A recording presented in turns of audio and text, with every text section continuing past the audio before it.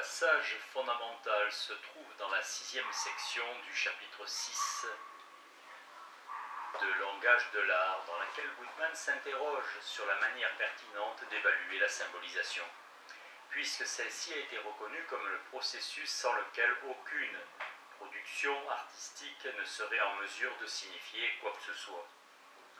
Il commence par écarter plusieurs réponses insatisfaisantes.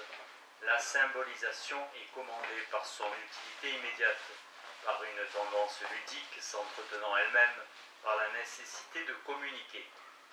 Ces réponses sont d'ailleurs moins fausses que partielles. Elles ne retiennent qu'un segment du résultat, et non pas ce qui en sous-tend l'impulsion. La seule bonne réponse aux yeux de Goodman est que le dessein primordial est la cognition en elle-même, et pour elle-même. L'intérêt pratique, le plaisir, la contrainte et l'utilité communicative n'en sont que des corollaires, et il ajoute de manière logique: on doit donc juger la symbolisation fondamentalement par la manière dont elle sert le dessein cognitif. Où pourrait-on trouver dans toute la littérature des années 60 une déclaration aussi dénuée d'ambiguïté sur la place centrale qu'il convient de réserver à la cognition? Mais d'un autre côté, une telle conclusion semble parfois être assez indifférente à la situation locale de l'esthétique. Elle tend même à résorber ce qui pourrait constituer la base de son originalité dans une notion très générale, sinon vague et d'efficace cognitive. L'esthétique n'aurait-elle donc rien à faire valoir en propre? Ce n'est pas ce qui semble penser, ce n'est pas ce que semble penser Goodman, qui, dans la droite ligne des théoriciens du XVIIIe siècle, défend l'idée qu'il lui revient de cultiver une sensibilité maximale de discrimination. Mais en pratique, comment il met l'accent sur deux spécificités de l'esthétique au sein de la pensée symbolique en général. Le rôle des symptômes. Pour construire sa théorie symbolique, Goodman a élaboré une analyse technique qui fait ressortir une polarité fondamentale entre ce qu'il appelle densité et articulation. Un système symbolique est articulé s'il est différencié de manière effective, et qu'on peut donc en conséquence identifier univoquement ses constituants. Par exemple, un texte est syntaxiquement discret, puisqu'il contient tel mot combiné à tel autre, mais non pas une inscription intermédiaire. En revanche, sa signification est en général ouverte, dans la mesure où les mots ne forment pas des classes d'équivalence disjointes. Même les néologismes sont des recombinaisons à partir de racines sémantiques aux contours variables. Ceci impose par conséquent une tâche de discrimination qui exploite ses potentialités signifiantes ou expressives au sein d'un contexte donné. Il en va a fortiori de même pour les images, puisqu'elles ne sont pas construites sur la base d'un alphabet et d'une syntaxe. Quant à la concordance entre une exécution sonore et la partition correspondante, si elle assure l'identification correcte de l'œuvre, elle ne détermine aucunement la fiabilité et la pertinence du processus d'interprétation. On ne peut donc se passer de déchiffrer des symptômes, quel que soit l'art considéré, et ce que Goodman sélectionne: densité syntaxique et sémantique, saturation relative, exemplification, référence complexe ou médiate, ont en commun de résister à la logique transitive selon laquelle seul importe le résultat de la symbolisation. Ils incitent au contraire à prêter attention au symbole lui-même, à sa texture et même à son opacité, ce qui constitue là encore une question d'usage autant que de structure. Conformément à la célèbre distinction proposée par Wittgenstein, un symptôme n'est pas l'équivalent d'un critère et ne peut pas le suppléer. Il ne fournit aucune mesure de coefficient esthétique, au sens où présenter davantage de symptômes ne rend pas automatiquement plus esthétique. Il n'est pas une marque de mérite ni un outil de célébration ou de commémoration.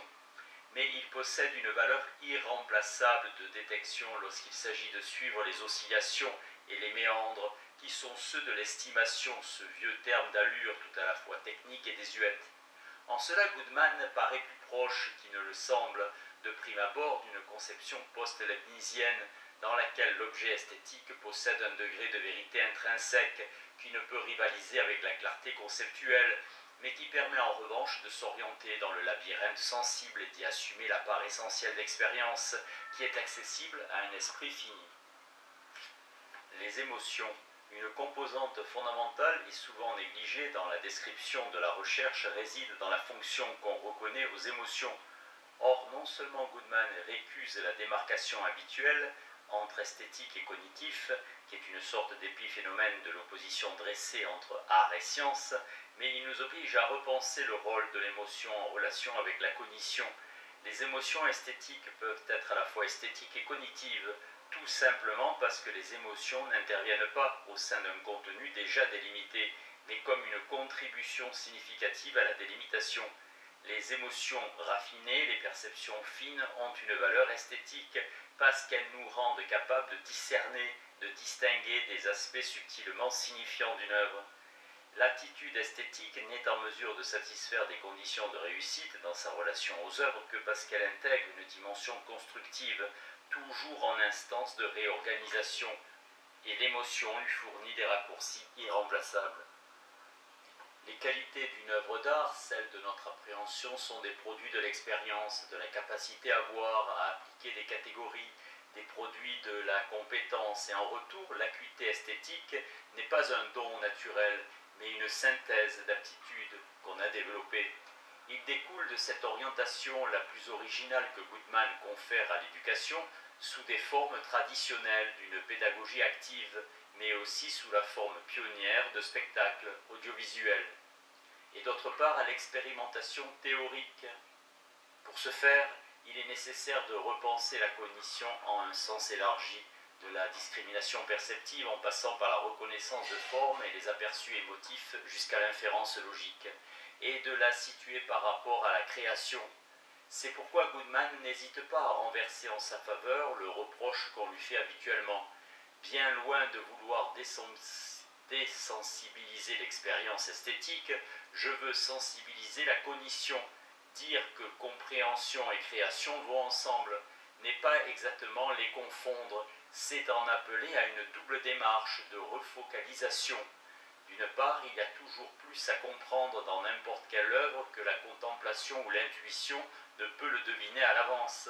Et d'autre part, la création est la forme la plus féconde de compréhension parce qu'elle doit d'abord engendrer ses propres conditions de pertinence, leur conférer une forme communicable et les faire partager. Deux formules résument le sens typiquement goodmanien de la cognition esthétique, en provoquant, sans avoir l'air d'y toucher, une secousse considérable. The fighting is tasted by the working.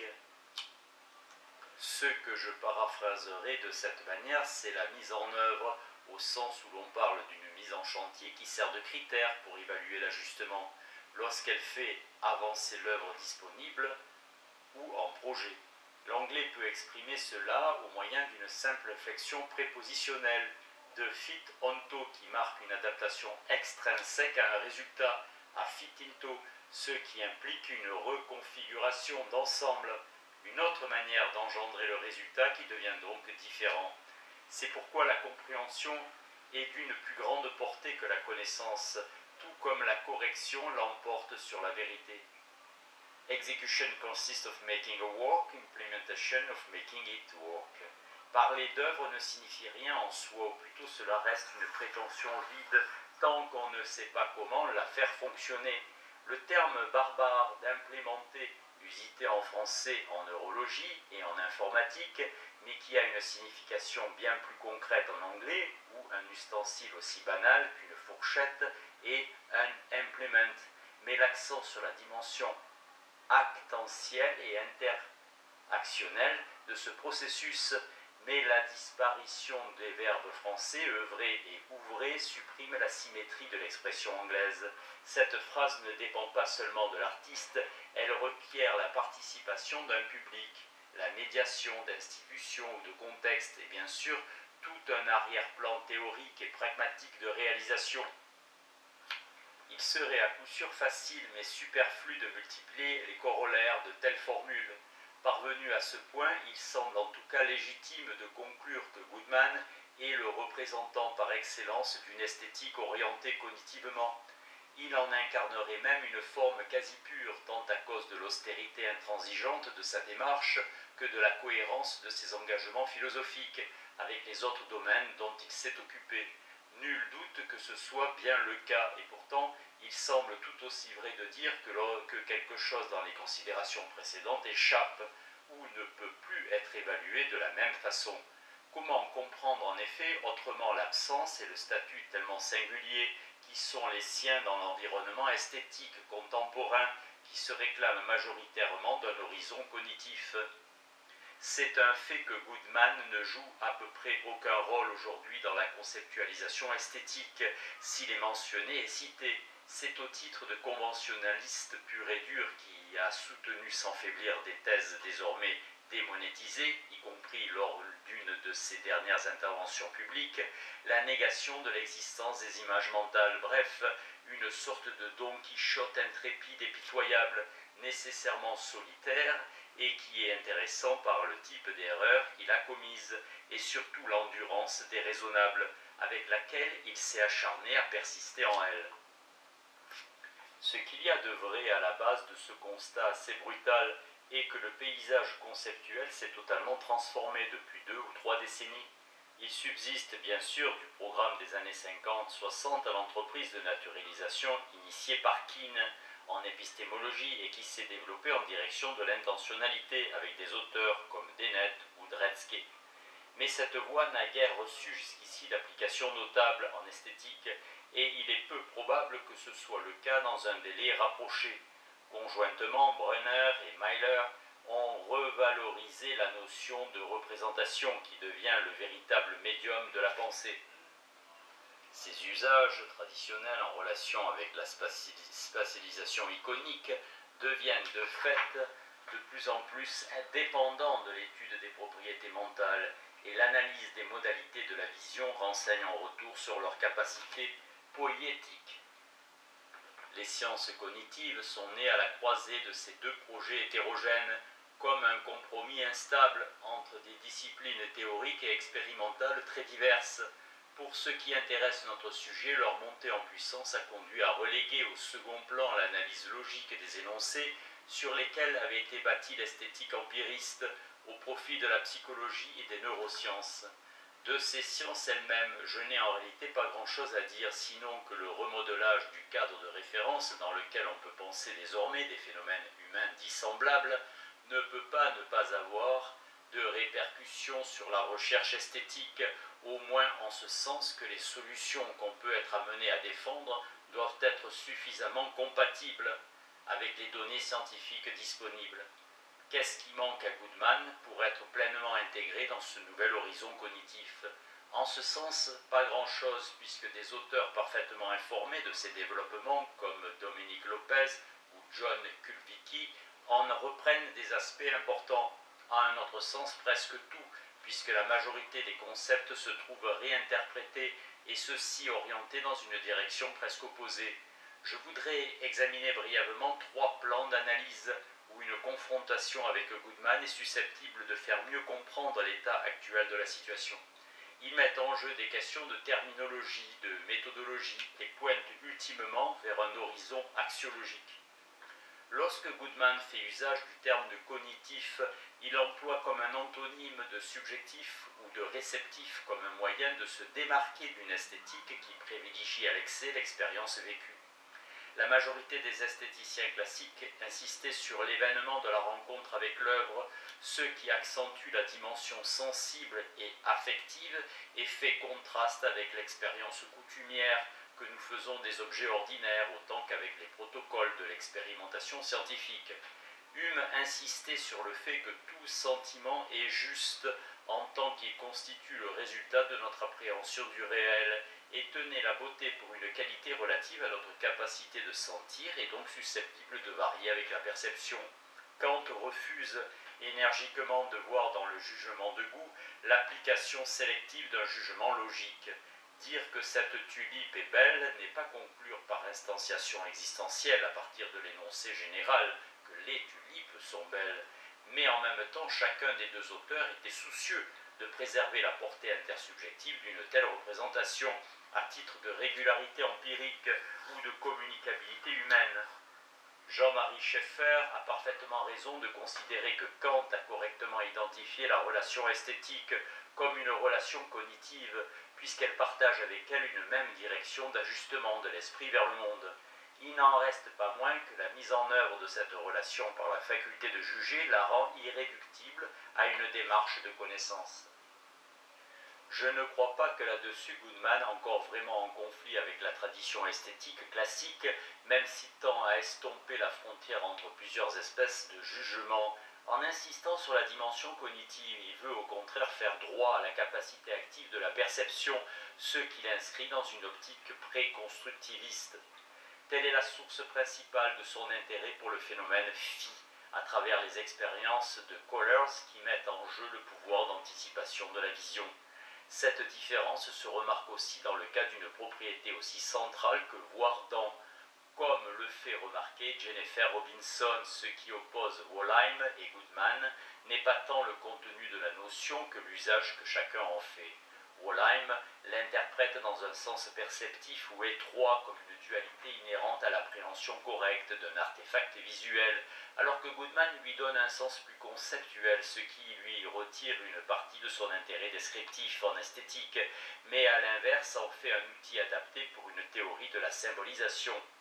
Même si on raisonne en termes de ressemblance, l'enjeu ne consiste pas à approfondir les conditions opératoires de la dépiction en termes de twofoldness ou de ressemblance expérimentée, mais à chercher en quoi l'image est un dispositif pour faire ressembler des éléments pour lesquels ce n'est pas spontanément le cas. Comme Gombrich aimait à le rappeler, la nature ne peut être imitée ou transcrite sans avoir d'abord été décomposée et réassemblée. Est-ce qu'il en découle une révision dans la conception de l'esthétique? La formule proposée par Catherine Elgin du tournant épistémique va dans le sens d'une relocalisation. Si les arts fonctionnent cognitivement, la tâche de l'esthétique consiste bien à rendre compte de la capacité des œuvres à faire avancer la compréhension. Témoin ce passage très caractéristique co-signé par les deux auteurs. La compréhension est le processus permettant d'employer de telles capacités dans le cadre d'une activité cognitive qui consiste à faire et à refaire un monde, des mondes ou un monde de mondes. Ce processus est sans fin car la compréhension est toujours partielle. L'activité qui consiste à ajuster des symboles ou des modes de symbolisation et à les faire fonctionner est une tâche aussi variée que le sont eux-mêmes les systèmes symboliques, les relations référentielles, les situations et les objectifs. Une progression de la compréhension consiste en un développement des aptitudes qui conviennent ou en une application de celles-ci destinée à étendre ou affiner ce qui est compris. Pareille perspective a sans aucun doute quelque chose d'éclairant et même d'exaltant, mais impose-t-elle pour autant, comme le suggère Elgin, de repenser réciproquement l'épistémologie en y faisant place pour l'esthétique? Je ne suis pas sûr que ce soit la meilleure stratégie. Je craindrais pour ma part qu'il se produise alors ce qui est arrivé jadis à Rameau, qui, à force d'admirer le modèle cartésien et à vouloir penser la musique comme une application de la méthode, en est venu à considérer que les mathématiques n'étaient plus qu'un canon particulier, qu'un canton particulier relevant de la théorie musicale. Je ne sous-entends aucunement qu'il se produit la même chose avec Goodman, mais le mérite d'une approche cognitive plus attentive au processus est au moins de prémunir contre ce genre de dérive.